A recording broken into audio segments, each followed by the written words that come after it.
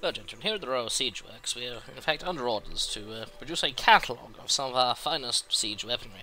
Now, I've often heard it been said that the job of an engineer is to prevent other people from causing the application of structurally superfluous new passageways. This is quite the opposite in the field of siege engineering, in which case our job is to provide the structurally superfluous new passageways. This particular example we've deployed here is known as the spark plug. Very much an entry-level siege weapon. It's lightly armoured to prevent it from being blown up by angry peasants, and consists of nothing but a set of wheels and a bomb. It has no other functions than to drive directly at the target. In this case, a small peasant village. We've been contracted by a peasant to inform his neighbour exactly what he thinks of him, and then detonate with incredible force. Simple, profound, yet quite effective. It's notably ineffective against anything that happens to be moving or firing back, as it has literally no ability to do anything other than explode. We'll now, in fact, investigate some of our other, more popular siege devices. A crude yet functional, and one for the classics, one for a fan of the classics here, the ever-popular ballista. What does it do? Well, hopefully, it absolutely massacres some sheep. We may want to work on the accuracy there. Let's try that one again, thanks to the Omega-13. Unfortunately, this one is a little bit of a work in progress. As you can see, we need a bit of work here and there. Let's put it in slow motion and find out. Let's put it in slow motion and find out exactly what happens. Nothing good. It's very much a work in progress, but popular nonetheless. Now then, we'll move on to something more advanced devices. This particular one is a fairly traditional battle ram. It was, however, rejected from service by our siege engineers on the field, almost immediately owing to the fact it made them feel somewhat uncomfortable. Frankly, I have no idea what they were talking about. Anyway, moving swiftly onwards, and yet somehow not swiftly enough. Let's turn the time back to normal before we forget. What we need to do is deploy more vehicles against more worthy opponents than this, hypothetically speaking, small farmstead. If contracted instead to engage a army in combat, as you can see, the combat ram is not going to be overly effective, although possibly quite mentally scarring. As it has no ability to turn whatsoever, it's very much drives across the battlefield in a sense of luck, and will hopefully catch fire and ignite more soldiers. As you can see though, not overly effective. But apparently effective enough. Instead, we have deployed more interesting devices. This is a particularly popular model, if not entirely reliable. This one is simply referred to as the mower. Crude, simple, but undeniably effective. How does it function? Well, it mows things.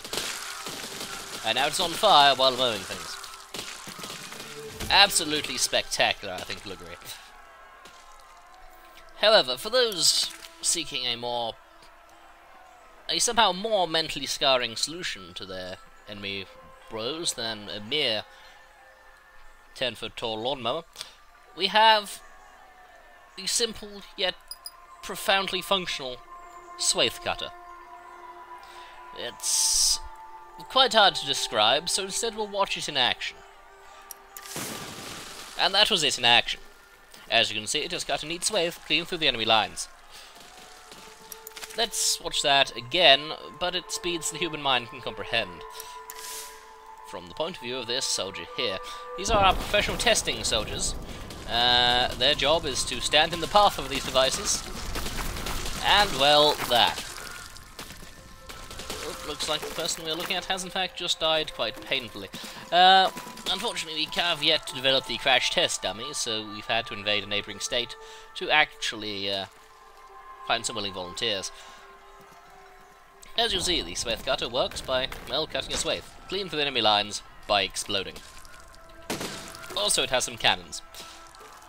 You know, just in case. We don't want to leave a swathe uncut, put it that way. while effective, it's usually a tad difficult to construct, as people get a bit suspicious when these rolls into the field.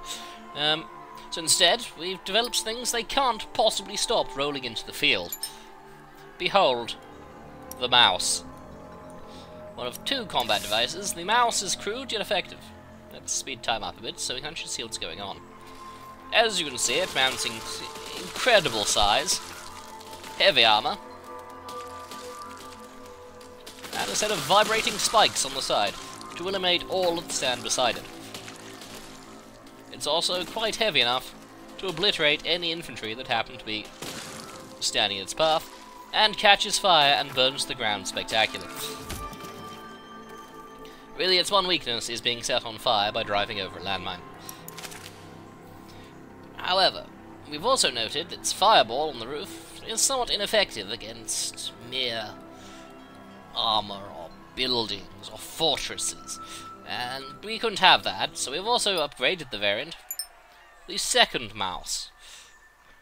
As you can see, it has gained a siege cannon. I'll try to call it the spigot mortar. Is it effective? Yes, it is.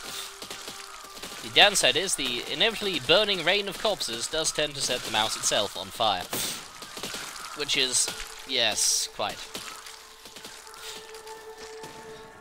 Not perhaps the best demonstration area, but, you know, these aren't too expensive. Only vastly expensive. Finally, one of our more popular devices we've just been able to deploy is the mobile battle furnace. Now, this is perhaps not the best field to show it on, as it has a fairly large weak spot in the form of the large grenade on the front, but it is nonetheless a highly compact and powerful device. A mouse plus, if you will. In fact, it's so powerful as to cause the game itself to slow down, just I may wish to restart. Oh well. Enough of that. Get about hope. Absolutely delightful. We may in fact go to a different world to see it used in a more effective manner. It doesn't tend to fight against armies particularly well. Such is life. Oh dear, somebody has quite thoughtlessly left a windmill in the path of a highly advanced battle furnace. And yes, the game remains travelling quite slowly, and I appear to be breaking the fourth wall on so many different levels right now, it's quite silly. The advantage of the battle furnace is, of course, it maintains a number of different weapon systems in its very compact form. These range from the extendable flamethrowers, which, as you can see, are profoundly ineffective unless you actually turn the machine. Different flamethrowers, the flame ball launchers,